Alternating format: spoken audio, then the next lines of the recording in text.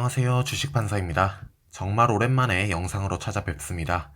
컴백이 늦어진 데는 여러 이유가 있겠습니다만 가장 주된 이유는 아무래도 책 집필 때문이었는데요. 이제는 책이 출간이 되었고요. 다시금 유튜브 컨텐츠 제작을 하기에도 여유가 생겨 준비 기간을 거쳐 이렇게 컴백을 하게 되었습니다. 출간된 책의 제목은 주식 투자 처음 공부이고요. 입문서로 쓰인 책이지만 중급자분들이 읽으셔도 인사이트를 얻으실 수 있는 책이라고 생각하고 있습니다. 여러 온오프라인 매장에서 만나보실 수 있으니 책에도 많은 관심 가져주시길 부탁드리겠습니다. 어떤 주제로 컴백 영상을 만들지에 대해서는 계속해서 고민을 해왔는데요. 그런 과정에서 영상을 준비하다가 마음에 안 들어서 영상을 통째로 폐기하고 다시 시작하고 하는 과정들이 길어지면서 컴백이 늦어지게 된 것도 있습니다. 결국 제 채널에서 가장 반응이 좋은 컨텐츠들은 기업 분석 컨텐츠라서요. 최종적으로 이번 컴백 영상으로는 기업 분석 컨텐츠를 준비하게 되었습니다. 그리하여 오늘 소개해드릴 기업은 멀티캠퍼스라는 기업입니다. 멀티캠퍼스는 교육 서비스, 그 중에서도 기업 직무교육, 성인교육을 전문적으로 제공하는 기업입니다. 구체적인 사업 부문은 교육 서비스 사업, 외국어 서비스 사업, 지식 서비스 사업으로 나누어져 있고요. 사업 부문별 매출 비중은 화면에 보이는 그래프와 같습니다. 교육 서비스 사업에는 먼저 기업 직무 교육이 포함되고요. 온라인 교육과 집합 교육 두 가지 방식을 모두 제공하고 있는데 대충 짐작하실 수 있다시피 오프라인 집합 교육 같은 경우가 작년에 코로나 사태로 타격을 입으면서 작년 멀티캠퍼스의 실적이 다소 부진했던 부분이 있습니다. 이에 대해서는 뒤에서 좀 더 자세히 살펴보겠고요. 그리고 HRD 프로세스를 아웃소싱을 받아 진행하는 HRD BPO라는 서비스도 제공하고 있는데 여기서 HRD는 인적 자원 개발을 뜻하는 Human Resource Development의 준말, 그리고 BPO는 업무 처리 아웃소싱을 뜻하는 비즈니스 프로세스 아웃소싱의 준말입니다. 즉, 직원 교육을 포함한 인적 자원 개발이라는 포괄적인 개념, 기업 활동의 한 파트를 다른 기업으로부터 위탁을 받아 서비스로 제공하는 사업을 하고 있습니다. 외국어 사업에는 영어 스피킹 시험인 오픽 사업이 포함되는데요. 원래의 주관사이던 미국의 LTI사를 인수하여 멀티캠퍼스에서 오픽 시험을 주관하고 있습니다. 이와 함께 당연히 외국어 교육 서비스도 제공을 하고 있습니다. 지식 서비스 사업으로는 기업의 임원들이나 공공부문의 기관장들을 대상으로 삼성경제연구소 연구진들과 여러 전문가들이 보유하고 있는 다양한 분야의 지식을 제공하는 세리 CEO 등의 서비스를 진행하고 있습니다. 왜 갑자기 삼성경제연구소가 나오나 싶으신 분들도 계실 텐데요. 멀티캠퍼스는 비교적 잘 알려지진 않았지만 사실 삼성그룹의 유일한 교육 계열사입니다. 이에 따른 캡티브 마켓도 멀티캠퍼스의 강점 중 하나가 되겠고요. 정확한 시장 점유율 수치 자료는 없습니다만 기업 교육 부문에서는 장기간 독보적 1위 자리를 차지하고 있는 경쟁력 있는 기업이다. 이렇게 볼 수 있겠습니다.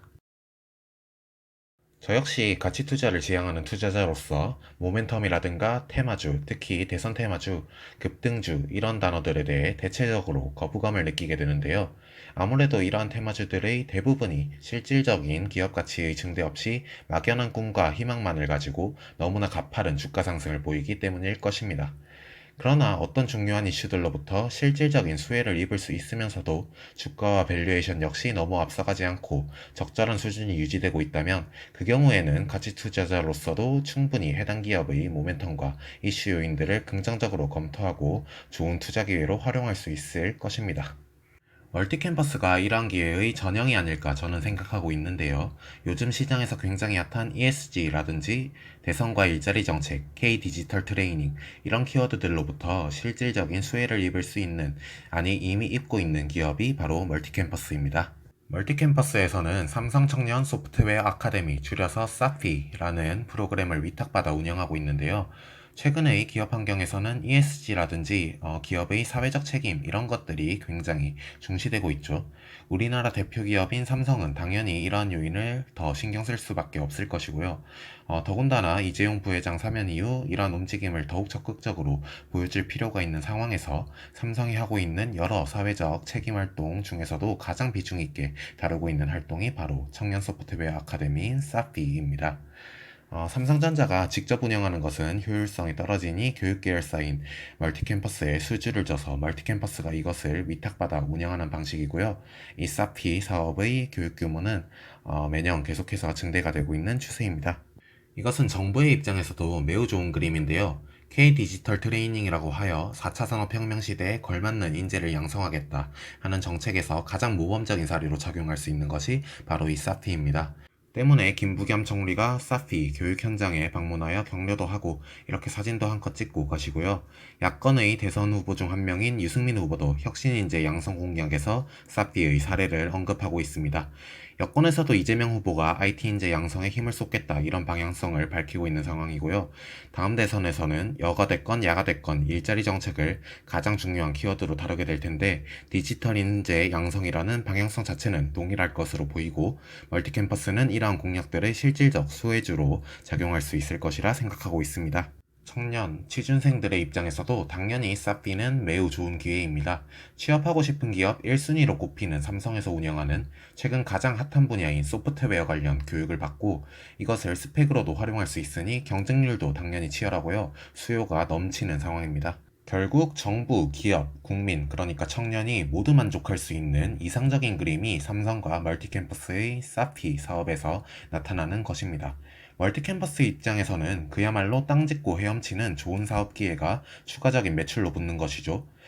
이재용 부회장이 이렇게 환한 미소를 지으며 사피 사업은 계속해서 확대해 나가겠다라고 약속했다 하니 앞으로도 해당 사업은 순항하게 될 것 같습니다. 그 밖에도 비슷한 맥락에서 고용노동부, 행안부 사업들도 따고 있고요.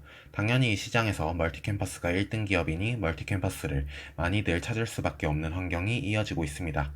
4차 산업혁명 도래에 따라 기업들이 디지털 전환에도 신경을 쓰고 있으니 이에 따른 재교육 수요도 계속해서 발생하고 있고요. 지금은 평생교육 시대라고 하는데 이러한 환경에서도 멀티캠퍼스가 많은 기회를 잡을 수 있을 것이라 생각합니다. 무엇보다 사람이라는 가치를 다루는 사회 친화적인 BM을 가지고 있는 만큼 이해관계의 상충 없이 계속해서 성장해 나갈 수 있지 않을까 기대하고 있습니다. 추가로 앞서 잠깐 설명을 드렸던 HRD BPO에 대해 조금 더 살펴보려고 하는데요. 기업들의 신규 채용도 줄고 있고 52시간 근무 제도라든지 집합교육 축소 등 HRD 프로세스의 축소 흐름이 멀티캠퍼스의 사업 환경에도 부정적이지 않냐 이렇게 생각하실 수도 있을 텐데요. 위기는 위험과 기회를 합친 말이라고 하듯 이러한 요인들이 멀티캠퍼스의 기회로 작용할 여지도 많이 있습니다. 각 기업별 HRD 프로세스의 규모가 크던 때에는 HRD가 전체 기업 활동에서 차지하는 비중이 크기 때문에 이러한 HRD 활동을 외주를 주지 않고 각 그룹사가 직접 계열사를 두고 HRD 활동을 관리하게 됩니다. 그런데 점차 기업 활동에서 HRD 프로세스의 비중이 줄어들다 보니 이것을 자체적으로 관리하려고 하면 비용 측면에서 오히려 비효율성이 발생하게 되고 차라리 전문 기업의 BPO, 즉 아웃소싱을 줘버리는 것이 효율성 측면에서 유리하게 되고 있는 상황입니다. 기존에는 고객사들이 단발성의 교육만 멀티캠퍼스에 의뢰했다면 이제는 점차 HRD라는 포괄적인 업무 처리 과정 자체를 멀티캠퍼스에 맡기고 있는 것입니다. 이렇게 되면 사업의 기간도 2에서 5년 정도로 길어지게 되고 락인 효과도 강해지게 됩니다. 멀티캠퍼스는 해당 시장의 독보적 플레이어답게 여러 인프라들도 잘 갖춰져 있고 나름 삼성 계열사라는 후광도 무시할 수가 없어 당연히 이러한 아웃소싱을 주기에 1순위 고려 대상이 될 것입니다. 삼성그룹이라는 캡티브 마켓이야 계속해서 견고하게 유지되고 있고 논캡티브 고객사로는 현대백화점, 대우건설 등이 있는데 이러한 외부 고객 역시 앞으로도 계속해서 증대가 이루어질 가능성이 충분한 것입니다. 이러한 흐름 속에서 멀티캠퍼스는 러닝클라우드, 선릉교육센터 등 선제적 투자를 통해 경쟁력을 계속해서 강화하려고 하고 있습니다. 이제 여러 숫자들을 살펴볼 텐데요. 그 전에 상장 이후 지금까지 장기간 차트를 살펴보며 기업의 히스토리를 간략히 짚어보도록 하겠습니다. 자, 먼저 상장 직후 2007년, 이때는 사명이 크레디유였고요. 이러닝 사업이 급성장하던 시기였습니다. 경기도 호황이었고 실제 실적도 좋아 기대감을 잔뜩 받으며 주가가 큰 상승을 보이기도 했던 시기입니다. PER은 50배를 거뜬히 넘기도 했었고요. 그러다가 2008년 다들 잘 아시는 것처럼 서브프라임 사태와 경제 위기가 오죠. 정책 요인도 안 좋게 작용했고요. 실적이 쭉 빠지면서 주가도 급락하게 됩니다. 그렇게 침체되어 있던 주가가 2010년 최대 주주가 삼성 SDS로 바뀌어 자회사로 편입되고 지배구조 변화와 관련된 기대감을 한 차례 받으며 거래량이 급증하고 주가가 반짝 상승하게 됩니다.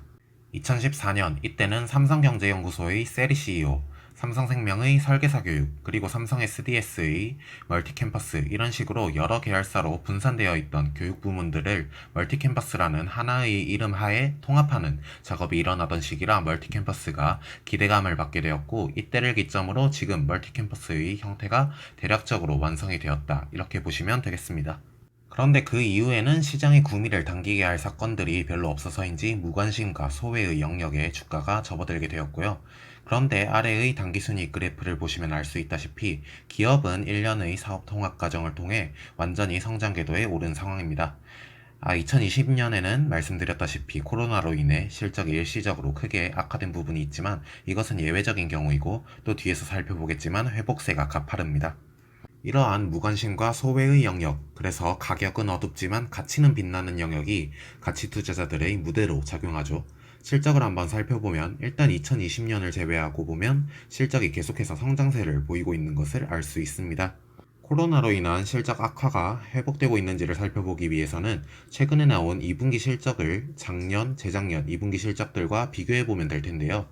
코로나 직후였던 2020년에는 말씀드린 대로 오프라인 교육들이 큰 타격을 입으며 일시적으로 휘청하는 모습을 보였지만 올해 2분기에는 여전히 코로나 상황이 유지되고 있음에도 클래스나우라는 비대면 교육 서비스 론칭 등으로 환경 변화에 성공적으로 대응하며 재작년 2분기 실적을 뛰어넘는 수준으로 실적 회복세를 보인 바 있습니다. 일단 다시금 성장 궤도에 오른 것으로 보이는데요. 이와 관련하여 3분기 실적도 계속해서 추적을 해봐야겠습니다. 이제 현금 흐름들을 살펴볼 텐데요. 먼저 당기순이익과 영업현금 흐름을 비교해보면 2018년만 빼고는 계속해서 영업현금 흐름이 당기순이익보다 큰 모습을 보이고 있죠. 이는 이익의 신뢰성이 뛰어나다는 것을 의미합니다. 삼성그룹다운 모습이라고 볼 수도 있겠습니다. 그리고 세 가지 현금 흐름들을 살펴보면 영업 플러스 투자 마이너스 재무 마이너스의 이상적인 현금 흐름 형태를 보이고 있는 것도 확인하실 수 있습니다. 그리고 캐펙스와 FCF를 넣어서 살펴보면 일단 캐펙스 투자액을 보시면 굉장히 낮은 캐펙스 투자의 필요성을 확인할 수 있죠. 아무래도 제조업처럼 큰 규모의 설비 투자를 계속해서 이어갈 필요가 없는 서비스 기업이다 보니 낮은 캐펙스, 높은 잉여현금 흐름을 보이고 있습니다. 이는 당기순이익 대비 실제 잉여현금 흐름이 양호하다는 것을 의미하기 때문에 높은 PER도 정당화될 수 있음을 의미합니다. 19년도에 잠시 캐펙스 투자가 늘었던 것은 앞서 말씀드린 러닝클라우드, 선릉교육센터 관련 투자 때문입니다.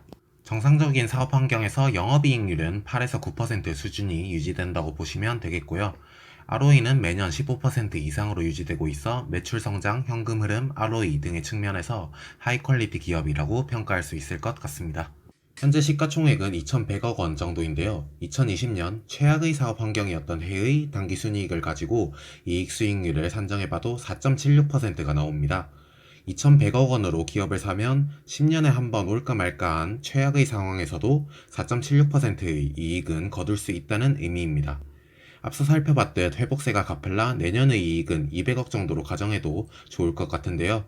이 경우에는 이익 수익률 9.52%가 나옵니다. PER이 10을 살짝 넘는 수준인 거죠. 앞서 살펴봤듯 현금 흐름 등의 측면에서 하이 퀄리티 기업이기 때문에 제조업에서도 종종 적용받는 PER 15배를 적용하지 못할 이유가 전혀 없습니다. 이렇게 보면 충분히 보수적인 가정하에서도 적정 시가총액은 3천억 원 정도는 나오지 않나 개인적으로 평가하고 있습니다. 멀티캠퍼스의 좋은 면들을 많이 말씀드렸는데요. 항상 투자 시에는 리스크까지 균형감 있게 살펴봐야 합니다. 먼저 이 영상은 매수 추천이 아니라 개인적인 기업 분석 영상이며 최종 투자 판단은 투자자 본인의 몫이라는 점을 강조를 드리고요. 리스크를 살펴보겠습니다. 먼저 항상 좋은 사업에는 경쟁자들이 많이 뛰어든다는 점을 명심해야겠습니다.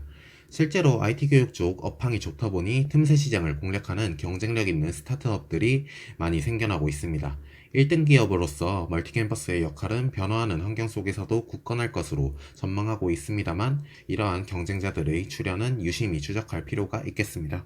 다음으로 앞서 살펴본 것처럼 HRD 예산 축소나 집합교육 축소 등이 멀티캠퍼스에 부정적으로 작용할 가능성도 여전히 남아있는 만큼 환경 변화에 기업이 잘 적응해 나가는지를 지속적으로 추적할 필요가 있겠습니다. 높은 캡티브 마켓 의존도도 문제가 될 수 있겠는데요. 현재는 매출의 절반 정도를 삼성그룹에 의존하고 있는 상황인데 외부 고객사들을 계속해서 추가적으로 확보해 나갈 수 있는지를 추적할 필요가 있겠습니다. 이와 관련해서 지금은 멀티캠퍼스가 B2B 위주의 사업을 하고 있는데요. 사피 같은 사업은 삼성을 통해 개인 고객과 연결되는 B2B2C 구조로 표현할 수도 있겠습니다. 이러한 접점을 통해 B2C 분야로도 사업을 확장해 나갈 수 있을지도 관찰 포인트가 되겠네요. 마지막으로 주식의 유동성, 즉 거래량이 적어 슬리피지가 발생할 수 있는데요. 이 부분은 크게 중요한 문제는 아니라고 볼 수 있겠습니다. 영상은 여기까지입니다. 긴 영상 시청해주셔서 감사하고요. 주식 투자 처음 공부 책도 많은 관심 부탁드리겠습니다. 조만간 다음 영상에서 찾아뵙겠습니다. 감사합니다.